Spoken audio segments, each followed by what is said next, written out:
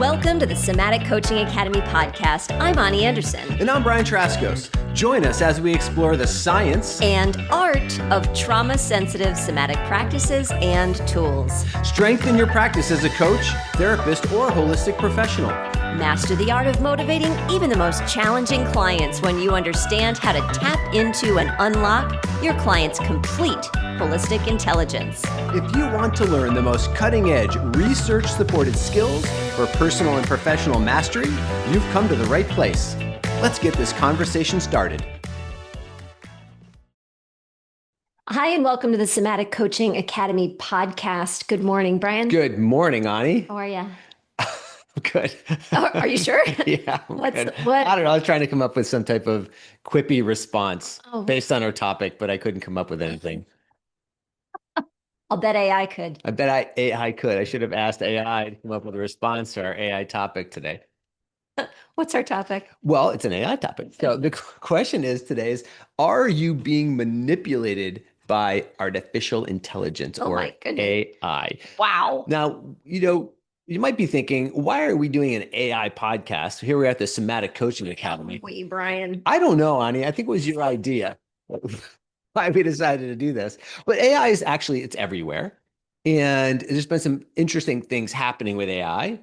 My gosh, well, everybody's on fire about it. Everybody's on fire about it. People are developing relationships with AI. Yep. Right. Yep. It's affecting our children. I think AI is definitely something that all of us are thinking about or trying not to. Yeah.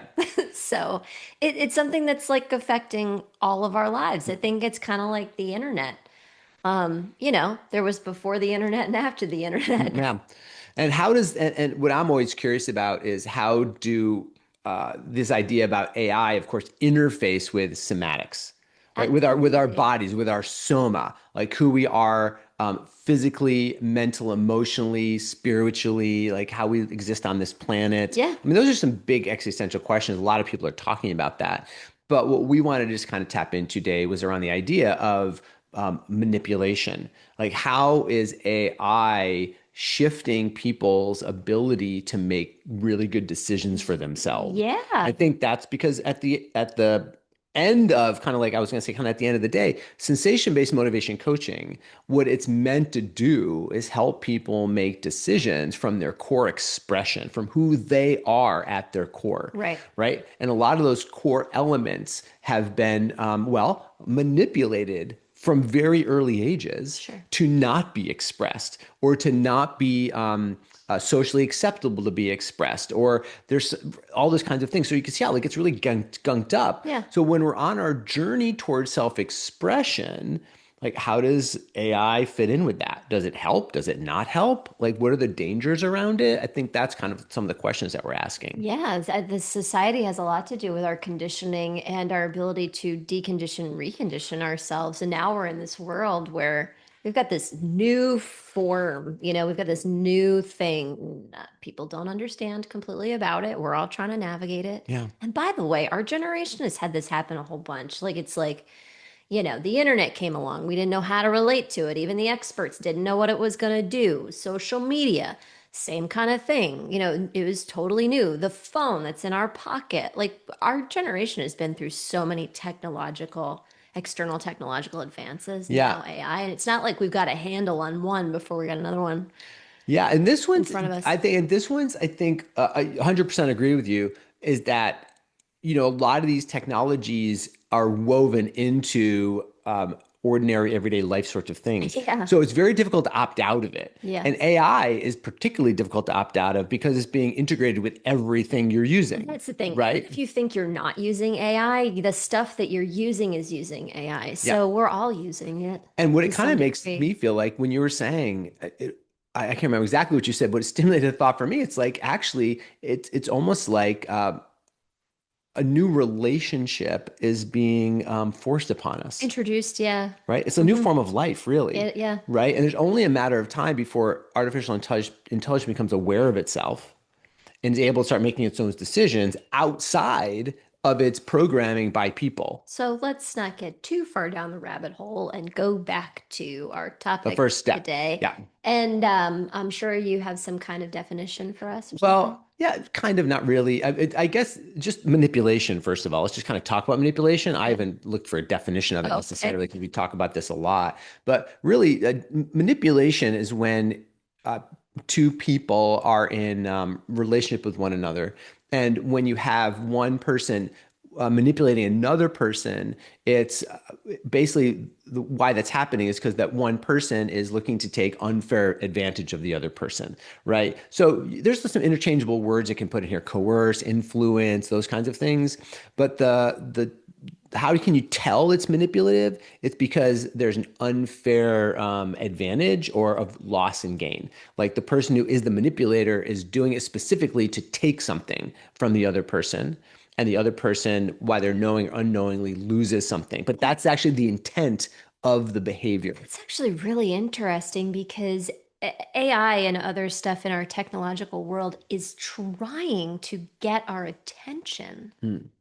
right? Yeah. Oh, yeah. Exactly. Like, so Exactly. I didn't really, when you came up with the title for today's podcast, it rubbed me a little bit as like, manipulation, but you know, it is, it's trying to get our attention Hmm. so that we spend our That's attention and true. Very resources and true. money Yeah.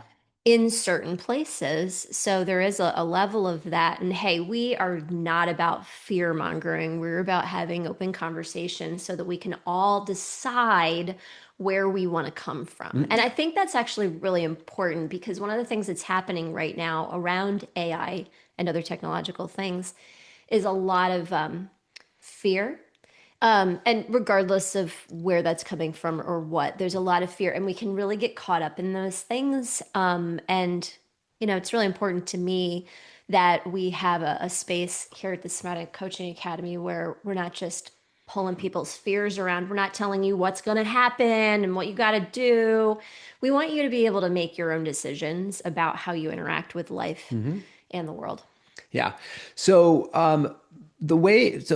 there's AI for a second. If we just come to humans for a second and the way that our nervous system functions, what we're doing all day long is receiving information from the outside world in any form of right sound, like the five senses, Senses. right? You got all your senses. You got sight, sound, taste, touch, smell, right? So we're receiving that information, and you could say intuitively or energetically too. It's fine, but we're bringing all the information to help us decide what to do. Right. Make Right. sense of the So world. there's Yeah. always this inside outside thing going on. So internally, we have our beliefs and we have our programming, but then we're also getting information from the outside world, and our subconscious then is filtering that out to decide, well, what's the next best step based on the information that's happening externally versus going on internally. It's happening constantly. So we we are dependent, like our decision making is dependent on the information we get from the outside, Yeah. right? That's 100% true. Sure. And not just intellectual information, all of our senses. Yeah, yeah. All the information we get from the outside. And if I wasn't planning to talk about this, but I'll just say it really quick too. But like brainwashing, for instance, there's some research and some stories around prisoners of war. Being Mm. so now they are in an enemy encampment for years, and the enemy will brainwash the POWs through persistent, like just coercive kind of methods, and literally change how they perceive their own country, right? This also happens with kidnappers too, long term, right? I can't remember the famous name. There was the woman got kidnapped and ended up defending her kidnappers because kidnappers Mm. brainwashed her. But that's just like constant information going on, going on. Even you could listen to a radio station that you don't ordinarily listen to for months and months and months, and you would actually start to then agree with what's going on in that radio Because station. you're getting different Right. information Yeah. So, consistently like the and same information persistently. all the time will actually change how we believe, what we think about, feel. Sure. And in a lot of Makes ways, sense. that's what people want to use to change their limiting beliefs about themselves and have more core expression. Is you actually have to kind of do some of that persistent, consistent messaging. Yeah. But what I'm saying is that none of us is immune to that. Like Right. humans, like we all make decisions based on the consistent information that we receive. So you're reminding me that I think one of the reasons that a lot of people think, for example, they can change, let's say, something physically, like their diet or their exercise or whatever, in this kind of one-sided fashion where you lose 20 pounds without a diet. And like there's this one-sided view of life, Brian, that we've seen over and over Mhm. the course of trying to help people because we're fed through marketing over and over and over again. It doesn't matter really what it is, whether it's diet and exercise or Yeah. love and relationships or spirituality, it doesn't matter, money. We're fed this one-sided view. People start to believe it, Yeah. and when we're hearing it all over the place, Yeah. it's one-sided view, which is one of the reasons why, and I hope I'm not jumping in too much. So stop me if I am. That I think we need to watch it with AI is because it really approaches us in more of a one-sided kind of fashion in a Yeah. relationship. And we've already bought in to a certain degree that that's an aspirational way that life could be Mhm. one-sided because we've heard it through marketing Sure. Yeah. so many times. Yeah. Yeah. Yeah. But really, health in all aspects of life, in any area of life, embraces both sides. And in order to be the most healthy version of yourself, you need to exert effort in whatever capacity, whether it's physical effort or relationship effort or effort in how we bring in finances and things like that. The effort is required, Yeah. right? So both-sidedness really is a very healthy perspective. And I think in order to have a healthy relationship with AI, understanding it really is showing up in more of a one-sided kind of way. Yeah.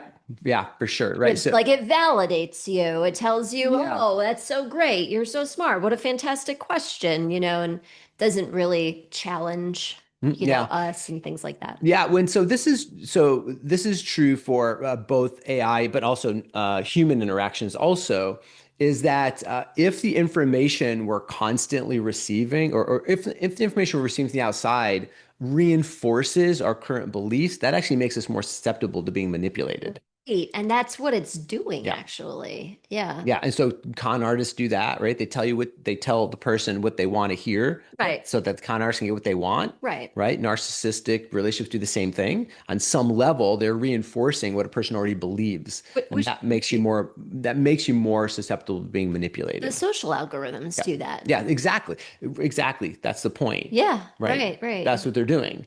So Even the way that the AI and Google are showing up and stuff now, it's not just showing you all the options. correct. So it's reinforcing our current belief Yeah, so systems. let's actually talk a little bit about AI relationships, which you just actually kind of lead into a little bit. Oh man, well, it sounds like they just made some really important updates to some of the AI, Brian, because some of the things that were happening with folks who were leaning heavily in on AI in terms of, stimulating Yeah. relationships was getting rather unhealthy. And Mhm. so it sounds like there's some more safeguards that are starting to go into some of those relationships so that even the AI will say, like, I'm not a human, like, this is not a human. Yeah. Thank So it goodness. was funny when I was when I was doing a little looking up on AI relationships. Of course, I looked up something about AI That's what you're relationships, Googling. but the AI gave me an answer about it, which I thought was really funny. Like there were podcasts and like YouTube videos of humans talking about it, but AI actually answered my question. I thought I would read that because I thought it was kind of funny. So this is AI's take on AI relationships. Okay, just to let you know. People are forming emotional and romantic relationships with AI chatbots, and then name a couple, driven by factors such as loneliness, a desire for a non-judgmental space, and AI's constant availability. Like what kind of like isn't that like a perfect partner? That's perfect Right? partner, I'm available all lonely. the time. They're non-judgmental and they're Yeah. always there for me.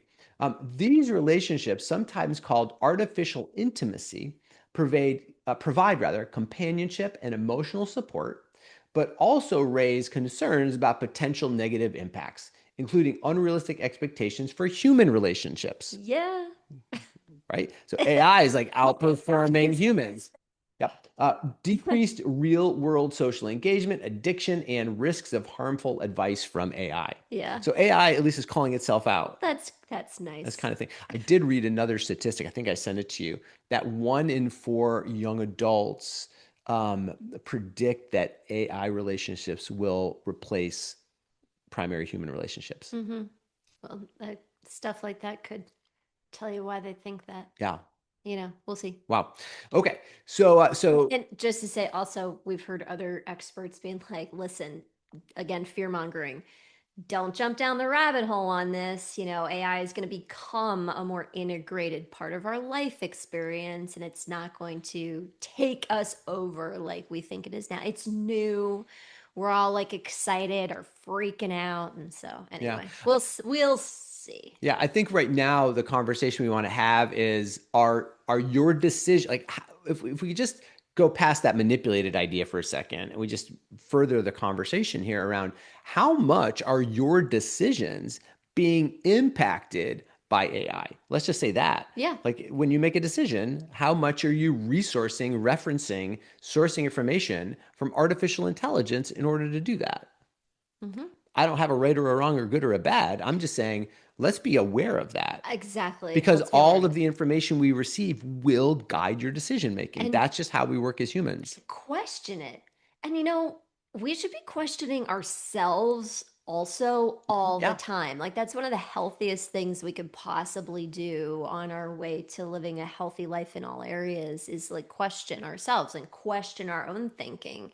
And so, questioning the AI, I think, is really smart. Like, I've done that. The AI will give me some kind of answer back for whatever I'm trying to brainstorm. That is a way that I use AI fairly regularly, is to help me brainstorm, and I will actually, you know, question the AI back to help to stimulate dialogue and conversation and thought processes in my own head. Yeah. Mhm. Question things. Yeah. And of course, we do know that AI also hallucinates, Yeah, makes up stuff, it right? makes stuff up, and it won't tell you I'm making It stuff won't tell you when it's made it up. up. Yeah, I was looking up SBMC, our methodology, once with, I guess it was like a chat GPT tool or something. I said, what, and I didn't even use the acronym, Brian. I said, what is sensation based motivation coaching? Tell me about it, or something like that. And it came up with some really off, wasn't even, and I said, where did you get that? And what it said was it like referenced a few different things and methodologies, and they weren't our methodologies. And I said, did you just make that up? And it answered me back, yes, I did. Yeah. So, Yes, I did. mm, I'm really grateful actually that I had that experience yeah. of going far enough down the questioning to ask it if it was making it up, and it said yes, because now I never think that I can ask AI a question and get an actual Accurate answer. accurate answer back. Just because it's so fluid to talk to the chat bot or Right. Yeah. whatever does not mean that it's giving me accurate information back. So I really question everything now after I've had that experience. It was really helpful. Yeah, yeah. I think the what our conversation is also just reinforcing is that as humans, because of the way that we source and seek information and how all information affects all the decisions that we make, right? We are always influenceable by what's going on outside of us.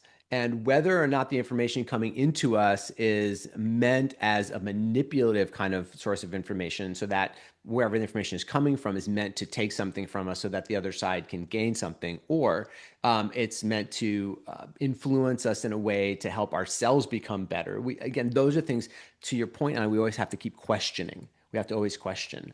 So from a somatic lens, like one of the ways you can always ask that question is, okay, so how is that information making me feel? Mm-hmm. Like, Yeah, and not just in like a, oh, I feel really good, because you got to wonder about that one well, too. of course, This is one yeah. of my bugaboos about how, out there we're taught to follow our hell yes. Well, a lot of times when you're just following what feels good all the time, you're following your conditioning. You've got really got to watch out for that. Which would make you more susceptible to manipulation. And Go back to what so you're talking about. important. If the information you're receiving reinforces your current beliefs, that's going to actually make you feel really good, Right. So right? if you answer Brian's question, how did that make me feel? And it's, I feel good. I feel good. I feel good. Then that's, is not really using your somatic awareness. Unless you say, well, why do I feel good? Right. So why does that information make me feel good? Right. Why does that And information make me feel tight? So why does that information make me feel high? Why in is that regard, what you're doing is you're starting to understand your subconscious programming better. And that's what it's all about, right? knowing what's going on in your subconscious. Because at the end of the day, we make decisions based on what our subconscious tells us we should think, what our subconscious tells us we should feel. And the way for us to be able to have more autonomy, like consciously, is to understand what's going on in our subconscious. So it's a fantastic line of questioning. Yeah. And it's always super helpful to understand what your own core principles are, what your own core values are, what your own guiding principles are, however you want to describe those things. Because again, another reason why people would be more susceptible to manipulation is because they don't even know what their guiding principles are, Right. right? And so, if that's the case, and we're always seeking kind of short-term gain over long-term pain, sort of thing, and it's all about perception. So if we know what our guiding principles are, then when we have an experience of getting information from either an artificial source or a salient source or on a living source sort of thing. Either way, we can ask ourselves, how does that information make me feel? Mm-hmm. And once I understand, well, why does it make me feel that way? Then we can ask ourselves the question of, okay, so is this information helping me move in the direction I want to go? And it's also in line with my guiding principles. Like, so now you can start to ask some other questions around it so that the information doesn't become the only reason why you take an action. Again, that makes you very susceptible to being manipulated. Sure. I think one of the things people wonder is like, what are we going to do with our extra time as AI can do more for us? And I think you're really hitting on something. I think one of the things that's the most important thing to do as AI begins to take over some of the things that, we used to take up our time is having more time to be intentional human beings, right? Like we can get caught up in the sea and the flow, the current of the energy that just move, Yeah, go, right. go. But as offload somebody helping you figure out what to make for dinner, for example, and you have an extra 5 or 10 minutes because they gave you the food plan and the shopping list and all that on AI, great. Spend that extra 10 minutes getting intentional with your life and regulating your nervous system and being a highly intentional human being. I think that's one of the best things we could possibly do. Absolutely. I love it. So keep seeking all sorts of information that would help you become the person that you really want to become, of course. Question that information, not only question it what it sounds like from the outside, but question how it makes you feel internally. And by question, I don't mean necessarily kick it out right away. Just be curious about it. Maybe that's a better way. Be open, curious, and ask questions of yourself then. Well, why is it making me feel that way? What core belief do I have that may interact with that in a certain way? Is this information going to help me move in the direction that I want to go to fulfill your intentions? We have to just be a little bit more, curate a little bit more all the information that's coming in to be able to really become more conscious people in the world. Mm-hmm. And be able to use these tools as tools Yeah, rather than have the tools use us. exactly. Well said. Thank you. Great finishing point, Oh, Ani. thank you so much. Well, if you enjoyed this episode, we hope that you will join us for more. Like the show, leave us a review, all those things, share important episodes with a friend, and we will see you next time. Yep. Be back next week. Bye. Thank you for listening to this episode. We hope that this conversation will help you improve your practice and change the way you think about your work, your clients, and yourself. Continue your exploration of trauma-sensitive somatic coaching by listening to more podcast episodes at somaticcoachingacademy.com. You could be the trusted guide that people turn to help them with their most challenging situations and to reach their most precious goals. Thank you for joining us. We'll see you next time.